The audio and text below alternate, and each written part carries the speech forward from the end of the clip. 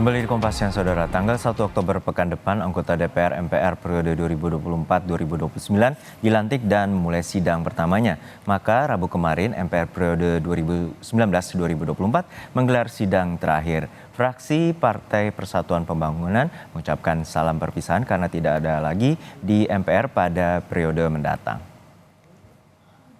Burung cendrawasih di hutan Irian, terbang melayang di atas awan. Ucapan terima kasih kami haturkan atas kehadiran Bapak dan Ibu sekalian. Pohon beringin di persimpangan jalan,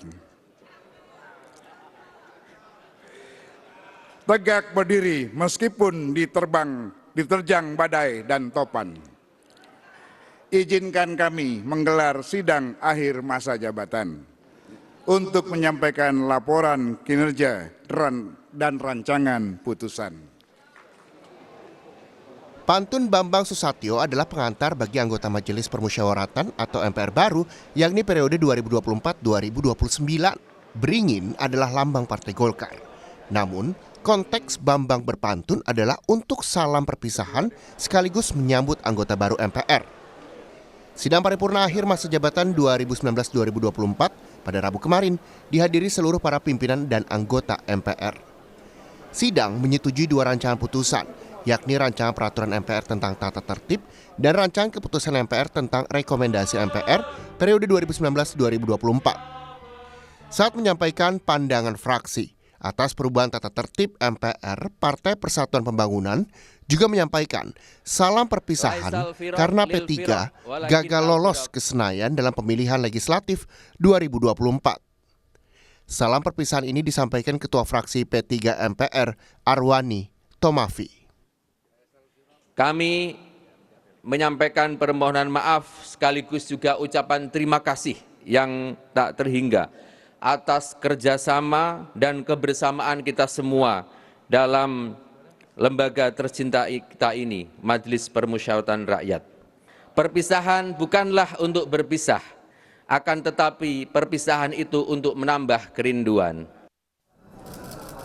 MPR periode 2019-2024 adalah lembaga tinggi negara yang membuat terobosan dalam menghapus ketetapan atau TAP MPR yang membuat 3 presiden mendapat citra buruk di masyarakat dan membuat ketiga presiden dilengserkan.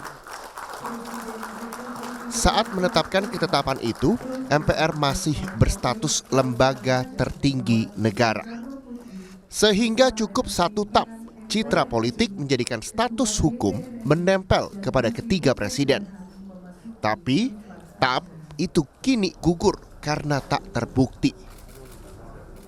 Menegakkan hukum dan keadilan kepada Bung Karno atas tuduhan tersebut sebagaimana perintah pasal 6 TAP MPRS nomor 3367 tidak pernah dilaksanakan sampai akhirnya Bung Karno wafat tanggal 21 Juni 1970 di Rumah Sakit Pusat Angkatan Darat Jakarta dalam status tahanan politik. Bahwa Bung Karno adalah pahlawan nasional yang hidupnya bersih dari cacat hukum dan tidak pernah melakukan pengkhianatan terhadap bangsa dan negara, yang Bung Karno telah memproklamirkan sendiri kemerdekaannya.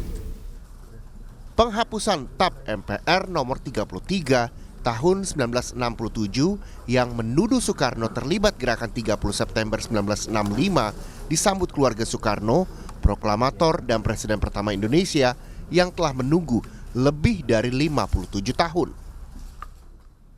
Kami telah menunggu dan menunggu selama lebih dari 57 tahun 6 bulan alias 50 tahun setengah akan datangnya sikap peri kemanusiaan dan keadilan sesuai dengan Pancasila, yang dimana termaktub sila kemanusiaan yang adil dan beradab dari lembaga MPR kepada Bung Karno.